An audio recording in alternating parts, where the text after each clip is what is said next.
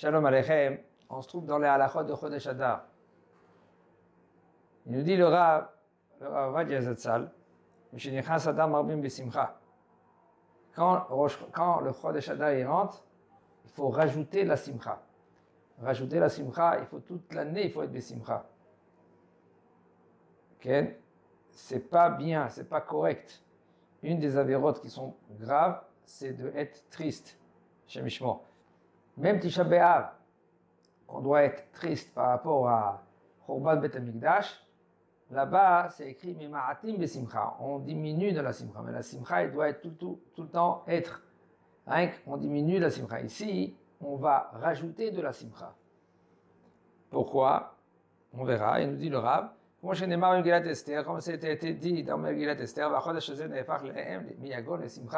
ce mois-ci, ce mois-là, Chodesh Adar, il s'est transformé, miyagon, la tristesse, okay, et c'est devenu la simcha. Ce mois-ci, il devait être comme Chodesh Tammuz et Elul. C'est des mois qui sont tristes, même Adar. Mais Baruch Hashem, grâce à Mordechai et Esther, okay, c'est écrit Vena'afochu. C'est-à-dire que ce mois-là, ce mois de Adar, il a été renversé. Il dit là, il est devenu Kulo Simcha. L'Omar Shemazal Achodesh Gorem le Tova, que le Mazal de ce mois, il cause Tova. Ça veut dire, et la reine, c'est pour cela à Israël, Sheyesh lo Koblana Mishpatit, à Israël, que lui il a un procès avec un goy. C'est bien de faire tout que le procès, il va être Chodesh Adar. Pourquoi? Parce que le Yad Israël Goveret. Le Mazal d'Israël, il est en haut. Okay? Même que c'est écrit dans la Gemara.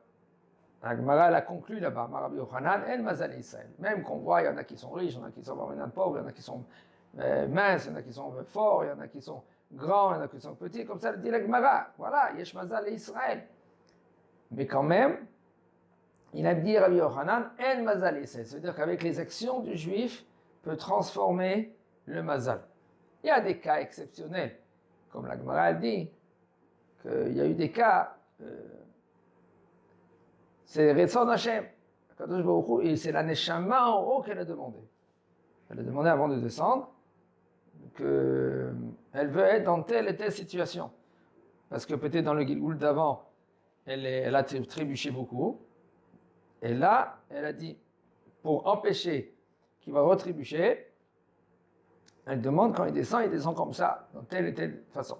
C'est-à-dire, il nous dit le Rav, Ayotsebe Shayara, un homme que lui qui prend, il est en trajet. Et c'est sûr, ou par exemple, il est dans le bateau. Ve'eno motse megila, il ne va pas trouver une megila qu'elle est cachère. Le'olichimo kadesh yura likota besmana karoui. Il n'a pas une megila maintenant avec lui, il aura peut-être un chumash. Dans le chumash là-bas, des fois, il y a Megillat Esther. Et il peut prendre rien que ça avec lui. C'est pour cela, quand ce sera Purim, le 14, alors là, il ne va pas être rendu quitte de Mikra Megillah. Il faut la lire avec une Megillah Kshera. Il nous dit le Rav Yochol Ikrot a Megillah balayla ou bayom afilu bitrilat hachodesh. Il peut, oui, lire la Megillah le premier Chodesh Adar, deuxième Bet Adar, Gimel Adar, jusqu'à le 14. S'il doit partir par exemple le 12, il lit avant de partir la nuit et le jour la Megillat Esther, sans bracha, et comme ça, après quand il va arriver Purim, il nous dit le Rav, mais par contre quand il va arriver Purim, Seudat Purim, Mishloach Manot et Matnot Laevionim, il va les donner, il va les faire, même la Seuda, le jour de Purim. Minag HaChasidim Anshe Maaseh, il y en a des gens qui sont pieux, ils ont minag de jeûner le 7 Adar. Parce que ça, c'était la ptira de Moshe Rabbeinu. Moshe Rabbeinu, il a été décédé ce jour-là. Et quand c'est Shana Meuberet, comme cette année, alors là, on le fait le Hadar Bet. Pourquoi? Parce qu'il faut savoir que le vrai Hadar, c'est le Hadar qui est plus proche à Nissan. Mais par contre, ceux-là qui sont faibles, c'est pas bien qu'ils jeûnent. De toute façon, on a déjà dit dans Ilchot Ta'anit. Okay. Ta'anit Esther. Le Ta'anit Esther, il faut savoir, c'est minhag. C'est pas comme les 4 tzomot. Tzom Gedalia, Shvaïs Betamuz, Asir Betevet, Tisha B'Av. Ta'anit Esther, Chachamim, ils ont été moins rigoureux dans cela. Okay. C'est pour cela, si quelqu'un, lui, il est très fatigué, il est très malade, ou il faudrait que c'est assourd de lui de jeûner, une femme qui est enceinte, eh ben, elle peut de ne pas jeûner, ou une femme, même qu'elle est en bonne santé, c'est bien qu'elle ne jeûne pas de nos jours. Les femmes, ils sont plus faibles qu'avant. Et si maintenant, Ta'anit Esther, il tombe Shabbat, alors là, on le repousse à jeudi. Alors, on l'avance à jeudi, Jamais on le repousse. Et là, Magdimim.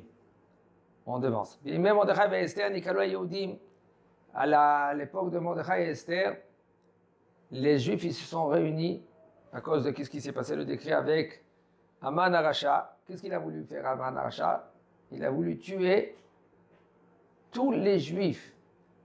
Achashverosh lui dominait 127 pays. Et lui, il voulait tuer tous les Juifs de 127 pays. Et Baruch Hashem, grâce à Mordechai et à Esther, qu'est-ce qui s'est passé? Ils ont fait Ta'anit, ils ont jeûné. Et là, c'était Pessah quand ils ont jeûné. Mais en premier, Nikaloa Yehudim et Shlosha Asar Bechodesh Adar, la Amon Anafsham, ils ont demandé, ils ont prié à Kadosh Baruch Hu. Ils avaient besoin de miséricorde vers Akadosh Baruch Hu. Les Baal et Ochlou Albehem, parce que les ennemis, ils étaient là pour Hashem Ishmor, tuer tout Am Israël, petits, vieux, vieilles, femmes, hommes. Et comme on sait que Moshe Rabbeinu, lui, il a fait la guerre avec Amalek, ça kavana avec Yoshua bin Nun. Yoshua bin Nun, lui, il a fait la guerre. Okay. Et Moshe Rabbeinu, lui, il priait. Vayu yadav emuna. Ses mains, ils étaient emuna. Tant qu'il mettait les mains en l'air, alors Am Israël, ils étaient gagnants. Quand il baissait les mains, parce qu'il ne pouvait pas, combien de temps il peut laisser en haut? Okay. Alors, c'était l'inverse. Alors, qu'est-ce qu'ils ont fait? Hou et Aaron, ils ont pris ses mains comme ça, en l'air, et là, comme ça, Israël, là, ils ont gagné. Et Akadosh Baruch Hu, il a écouté leurs prières. Et là, après qu'ils ont jeûné aussi, les 3 jours, c'était les 3 jours de Nissan, de la fête de Pessah, ils n'ont pas mangé les matzot, ils ont rien que jeûné. Et là, Akadosh Baruch Hu, lui après, grâce à Esther, que Esther, elle est venue vers Achashverosh, et c'était dangereux pour Esther. Pourquoi c'était dangereux? Parce que tant que le roi, lui, il n'appelle pas une reine, automatiquement elle meurt. Quand il s'approche devant le roi, même une distance, il y a les épées qui, hop, ils coupent la tête. Mais là, il y a eu un nes. Quel était le nes? Que quand elle s'est approchée, le Achashverosh, il a tendu son bâton. Et là, ils disent que c'était la main de Esther, ou il y en a qui disent que c'est le bâton que lui qui s'est allongé vers Esther. Et Esther, là, elle a touché, et là, Achashverosh, il a dit, qu'est-ce que tu veux, Esther? Ma bakashater, bete'as, atratse malchut. Chazak u'baruch.